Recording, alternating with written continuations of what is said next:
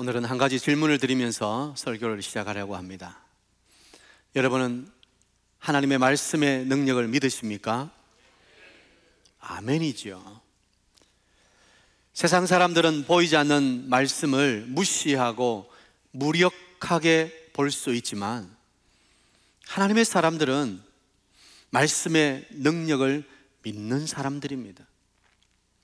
히브리서 4장 12절 쉬운 성경은 이렇게 말씀합니다. 하나님의 말씀은 살아있고 힘이 있습니다.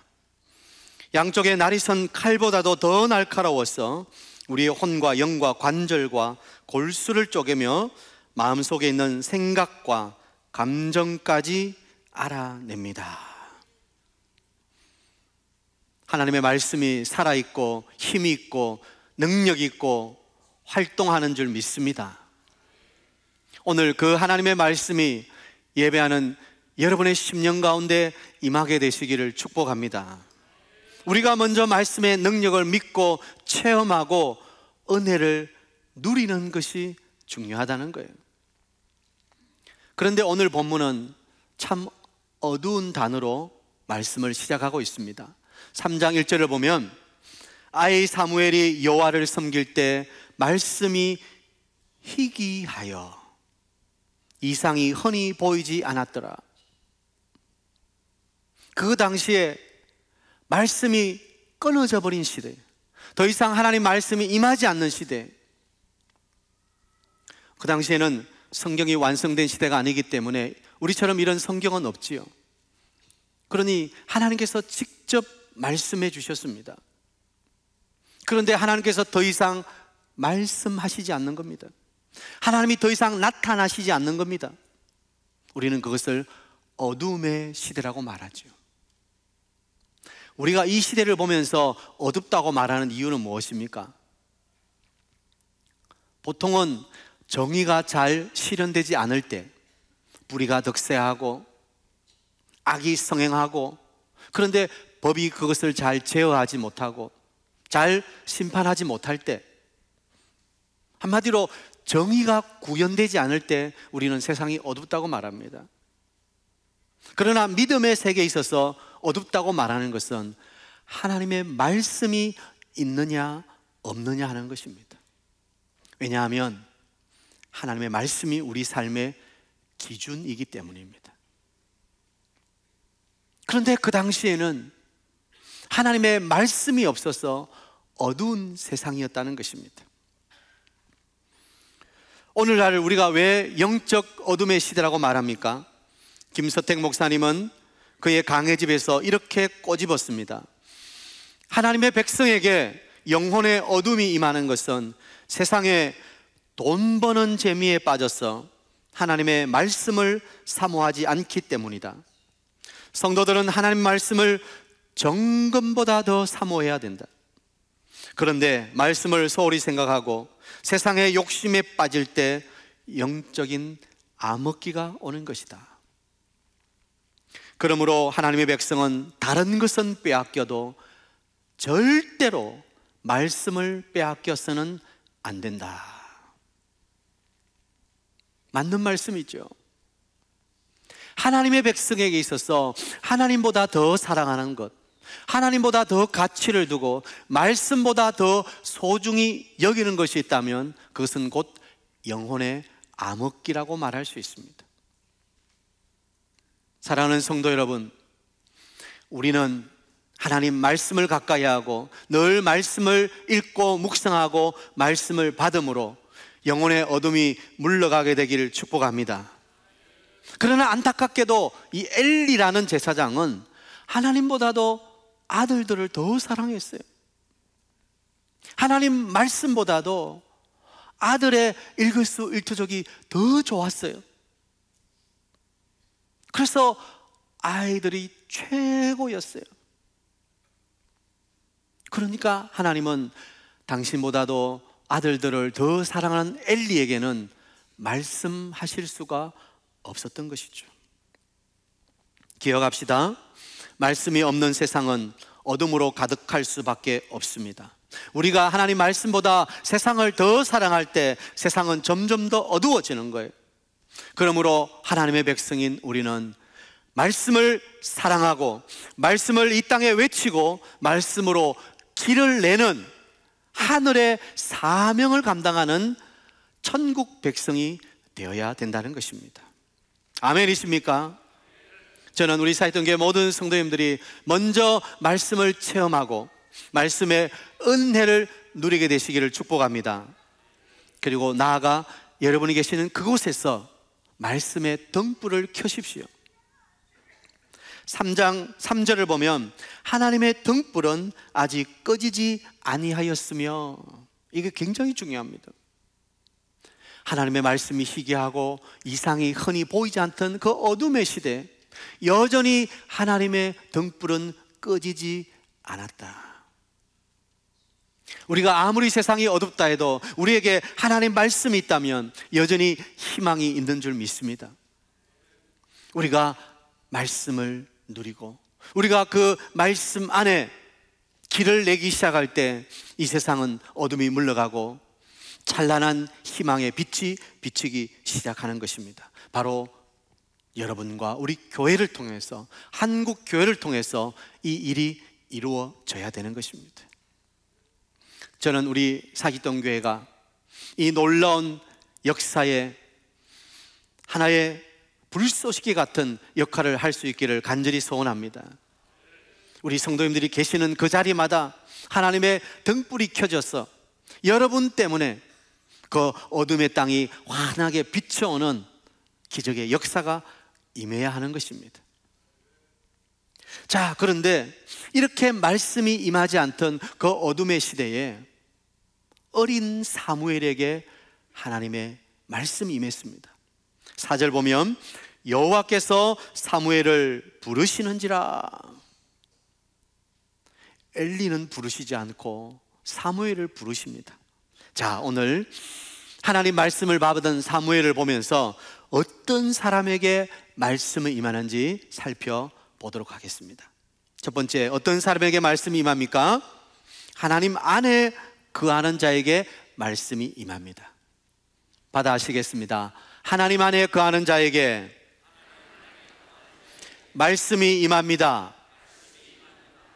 3절을 보면 사무엘은 하나님의 궤에 있는 여호와의 전 안에 누웠더니 그랬습니다. 우리가 사무엘상 전반부에서 계속해서 비교되는 것은 사무엘과 엘리입니다. 사무엘은 여호와의 전 안에 누웠습니다. 그런데 엘리는 자기 처소에 누웠습니다. 물론 자기 처소라는 것이 뭐 그 성전 멀리 떨어진 자기 멋진 집을 짓고 뭐 그런 것은 아니겠죠.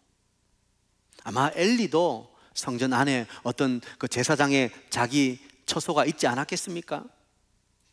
그런데 이 사무엘서 저자가 계속해서 엘리에 대해서 표현하는 것을 보면 의자에 앉았더라, 눈이 어두워져 가더라, 그리고 오늘 자기 처소에 누웠더라, 이런 표현들은 엘리가 단순히 나이가 들어서 이제 힘이 없어서 그냥 의자에 앉아있다, 또는 눈이 점점 어두워 간다, 그리고 처소에 누워 있어야 된다, 단순히 이런 표현이 아니라는 거예요. 바로 엘리의 영적 상태를 보여주는 말입니다. 신앙의 성장이 정체되었고 하나님 안에 거하는, 하나님과의 교제의 시간을 소홀히 했다는 겁니다. 아니, 방치하고 있었다는 것입니다. 엘리는 제사장이었음에도 불구하고 하나님과 가장 가까이 있어야 되는 사람임에도 불구하고 그는 영적 상태가 이미 스탑되어 있는 상태, 하나님 안에 거하지 아니하고 더 이상 하나님과 친밀한 교제를 나누지 않는 그런 영적 기갈의 상태에 있다는 것을 이 사무엘서 저자는 보여주는 것입니다. 반면에 사무엘은 어린 나이였음에도 불구하고 하나님의 전 안에 누워 있습니다. 여기 누워 있다는 이 히브리어 원어의 표현은 지속성을 나타내는 말입니다. 무슨 말인가 하면 사무엘은 지속적으로 여호와 성소에 거하면서 하나님 안에 있었다는 것을 부각시켜 주는 거예요. 반면에 엘리는 제사장이면서도 자기 처소에 지속적으로 누워 있었다고 표현함으로써 하나님과의 거리감, 하나님과 멀찍이 떨어져 있는 엘리의 상태를 강조하는 표현이라고 말할 수 있는 것입니다. 자, 그렇다면 여러분에게 질문 드립니다. 여러분은 어디 거하고 계십니까? 여러분은 하나님 안에, 말씀 안에 거하고 계십니까? 아니면 세상 재미에 빠져서, 돈 버는 재미에 빠져서 세상에 거하고 계십니까? 하나님의 말씀은 하나님의 전을 떠나지 아니하고 등불을 끄트리지 않기 위하여 하나님 안에 거하며 하나님을 섬기는 어린 아이 사무엘에게 임했다는 사실입니다. 우리가 어떤 직분을 가지고 있느냐, 또 우리가 어떤 일을 하느냐, 우리가 어떤 포지션이 있느냐, 그것이 중요한 것이 아닙니다. 진짜 중요한 것은 우리가 어디 거하고 있느냐, 우리가 하나님과의 친밀한 교제와 하나님의 그 말씀 안에 거하고 있느냐, 아니면 말씀을 제쳐두고 세상 속에, 세상의 일에 몰두하고 있느냐. 어떤 환경과 조건보다 더 중요한 것은 누구와 함께 있느냐 하는 것입니다. 예수님은 요한복음 15장에서 이렇게 말씀하셨죠. 내 안에 거하라, 나도 너희 안에 거하리라. 내 안에 거해라. 가지가 포도나무에 붙어있지 아니하면 스스로 열매를 맺을 수 없음 같이 너희도 내 안에 있지 아니하면 그러하리라. 나는 포도나무요 너희는 가지라. 그가 내 안에, 내가 그 안에 거하면 사람이 열매를 많이 맺나니 나를 떠나서는 너희가 아무것도 할 수 없음이라. 우리가 어디 거해야 된다고요? 주님 안에 거해야 된다. 예수 그리스도 안에 있어야 된다는 거예요. 그분의 말씀 안에 거해야 된다는 거예요. 그래야 우리가 하나님의 말씀을 받고 능력 있고 열매 맺는 삶을 살아갈 수 있다고 말씀하고 있는 것입니다. 다시 질문합니다. 여러분은 어디에 거하고 계십니까? 우리 사이동교회 모든 성도님들은 예수님 안에 거하는 여러분 되시기를 축복합니다. 말씀 안에 거하는 여러분 되시기를 축복합니다. 비록 여러분의 환경과 여러분의 조건은 좀 좋지 않다 할지라도 여러분이 하나님을 가까이 하고 말씀 안에 거하면 여러분은 능력 있는 삶을 살고 계시는 것입니다. 왜냐하면 말씀이 능력이기 때문에, 하나님 말씀은 살아있고 힘있기 때문에.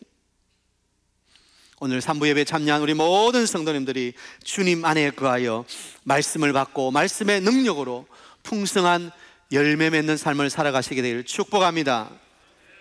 두 번째, 어떤 사람에게 말씀이 임합니까? 자기 사명에 충실한 사람에게 말씀이 임하는 거예요. 자, 받아합니다. 자기 사명에 성실한 자에게 말씀이 임합니다. 앞에서도 말씀드렸지만 엘리의 두 아들들은 제사장임에도 불구하고 너무 불성실하고, 아니 하나님의 제사를 멸시하고 악을 행하는, 정말 뭐라 그럴까요? 하나님 밖에 있는 자였습니다. 그럼에도 불구하고 어린 사무엘은 지금 제사장도 아니에요. 그가 뭐 좋은 집안 출신도 아니에요. 그럼에도 물들지 아니하고 자기에게 맡겨진 사명에 충성하기 위해서 하나님 성전 안에서 밤을 새우며 등불이 꺼지지 않도록 아주 민감하게 자기 사명에 성실히 임했던 충성스러운 사람이었다는 것입니다. 사람은 무엇을 보느냐에 따라서 그의 삶이 많이 좌우지될 때가 있습니다. 지금 어린 사무엘이 보는 것은 제사장들이 갈고리를 가져다가 재물을 가져가고 그 착취지요. 성전 안에 수종드는 여인들과 동침하고 이런 악을 행하는 모습을 보지 않습니까? 그러면 자기도 좀 느슨해지기 쉽고 좀 자기 사명도 잃어버리기 쉽지 않습니까? 그런데 사무엘은 전혀 그렇지 않다는 거예요. 여전히 자기에게 주어진 사명에 충성스럽게 성실하게 일하는 아이를 보는 것입니다. 오늘 본문을 보면 이제 자려고 성전 안에 누웠습니다. 여러분, 어릴 때 아이 얼마나 잠이 많습니까? 한번 자면 누구 말대로 업어가도 모른다 뭐 그러잖아요, 그죠? 그렇게 잠이 달고 또 깊은 잠을 잘 때 아닙니까? 그런데 누웠는데 사무엘아 사무엘아 부르는 소리에 벌떡 일어납니다. 그리고는 엘리에게로 달려가는 거예요. 몇 번을 그렇게 합니까? 3번을 그렇게 하는 거예요. 물론 그때는 아직 사무엘이 하나님을 여기서 알지 못했다는 표현은 하나님의 현현, 하나님의 나타나심을 보지 못했다는 거예요. 하나님의 음성을 아직은 들은 적이 없다는 거예요. 그러니까 엘리가 부르는 줄 알고 제사장으로 달려가서 부르셨습니까? 제가 여기 대령했습니다. 그렇게 3번이나 엎드리는 거예요. 여러분, 이것은 무엇을 보여줍니까? 사무엘의 성실함을 보여주는 거예요. 자기가 맡은 사명에 대해서 항상 최선을 다하기 위해서 긴장하고 깨어있는 그런 사무엘을 보여주는 것입니다. 만일 제가 사무엘이었다면 뭐 한 번이나 2번 부를 때 가서 아니라고 했으면 3번째는 에이 안 가, 신경질을 내거나 아예 무시해버리거나 그렇게 잠이 오는데 그냥 잠자지 않겠습니까? 그런데 3번째도 또 사무엘은 일어나서 엘리에게 달려가서 제가 여기 있습니다. 성경이 반복해서 3번이나 우리에게 이것을 보여주는 이유가 뭘까요? 사무엘의 신실함, 성실함을 말하고 싶은 것입니다. 사무엘은 성전에 바쳐진 후 성전을 떠나지도 않고 밤에도 자기 직무를 수행하기 위해 성전에서 잠을 잘 정도로 충성스러웠습니다. 이 성실함이 하나님의 음성을 들을 수 있는 것입니다. 물론 우리가 믿는 하나님은 우리의 어떠함을 떠나서 얼마든지 우리를 부르시고 사용하실 수 있는 분이라는 것을 우리는 알고 있습니다. 그럼에도 불구하고 하나님이 어떤 사람을 기뻐하시고 어떤 사람을 쓰시는가 말할 때 성실한 자, 자기 사명에 충성된 자를 하나님이 쓰신다는 이 원리는 어느 누구도 부인할 수 없는 사실인 것입니다.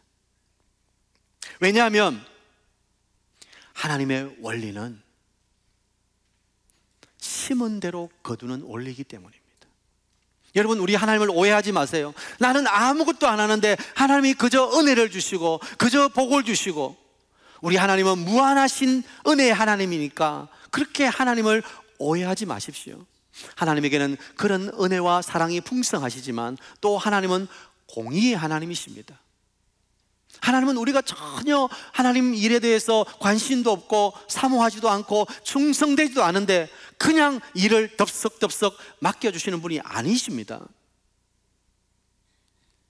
하나님은 우리의 성실함을 보십니다. 갈라디아서 6장 7절, 스스로 속이지 말라. 하나님은 업신여김을 받지 아니하시니, 여기서 업신여김을 받지 않으신다는 말은 하나님께서 비웃음을 당하지 않으신다 그 말이에요. 이 말은 하나님이 속지 않으신다 이 말이에요. 사람이 몰래 하나님을 속여가지고 에이구 하나님도 모르시네 이렇게 비웃음을 받지 않으신다는 거예요. 하나님은 절대 속지 않으십니다. 사람이 무엇으로 심든지 그대로 거두리라. 이것이 하나님의 원리입니다. 여러분, 하나님의 말씀을 받고 하나님 주신 은혜로 능력 있는 삶을 살아가길 원하십니까? 이 어둠의 세상에 밝은 빛의 사명을 감당하길 원하십니까? 진짜 그리스도인으로 여러분의 삶의 자리에서 그리스도의 향기로, 그리스도의 편지로 살아가고 싶으십니까? 여러분에게 주어진 일에 성실하게 최선을 다하십시오. 게으름 피우면서 내가 해야 할 일도 하지 않으면서 하나님이 나를 쓰시면 좋겠다, 더 놀라운 은혜를 받아야 된다, 그건 말이 안 되는 소리죠. 하나님은 우리에게 게으르지 말고 열심을 품고 주를 섬기라, 그렇게 말씀하셨어요. 하나님의 말씀이 임하고 그 하나님 말씀으로 능력 있게 살아가는 비결은 우리의 맡겨진 일에 성실한 것입니다. 그런 자에게 하나님의 영광이 임하는 것입니다.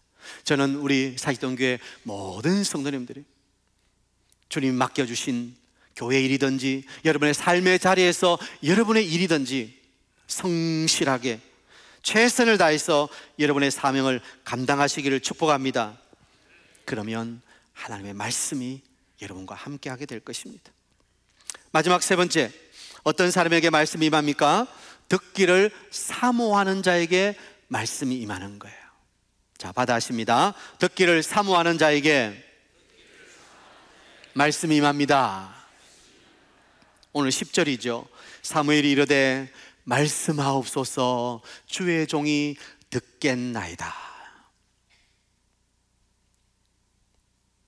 주의 말씀을 듣기 위해서 말씀하옵소서라고 엎드리는 자에게 하나님의 말씀이 임한다는 사실입니다. 왜 엘리 시대에 말씀이 임하지 않는 어둠의 시대였습니까? 우리는 충분히 짐작할 수 있지 않습니까? 엘리와 그 아들들은 더 이상 말씀을 사모하지 않았어요. 아니, 말씀이 자기에게 임할까 봐 두려웠어요.